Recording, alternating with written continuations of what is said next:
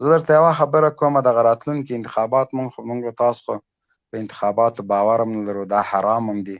او له ټولو پاکستانیانو مو هیله دا ده چې ملایانو ته ووټ ځکه مه ورکوئ چې حرام کار باید ملایان هغه نه کړي. ټول په کور کښېنوئ، د جوماتونو مدرسو تدریس ته خوش شي. هر څوک چې ووټ ورکوئ هغه د عمران خان ته ورکړي او هغه یې ترېنه ګټي، نور یو یې هم نشي ګټلی. ملا باندې خو سره کاسیره کې ووټ که د نور وګټه اوس ولې ځکه کابل ته چې راغی بېرته لاړم، بیچاره داسې زیړی وه او توره یې کړله، ورته هېڅ خوند یې ونه کړه.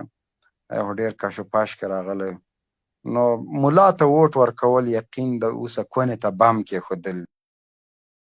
کوي ووټ نه یې نیشنل ته ورکوئ، نه یې پیپل ته ورکوئ، نه یې ملا ته ورکوئ، بس صرف صوباړي ته ووټ ورکوئ او وروره چې له خیره سره راسي.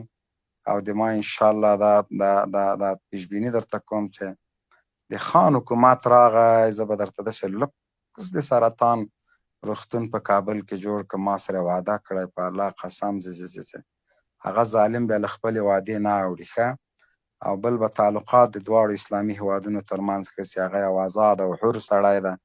عمران خان هغه بچی دی چې په د ده په راتلو سره یې په پاکستان ډرون بریدونه بند کړل او خپل د حکومت قرباني یې ورکړه، تر نن او بندیخانه کې ده. په امریکا په ناټو باندې 6 میاشتې لاره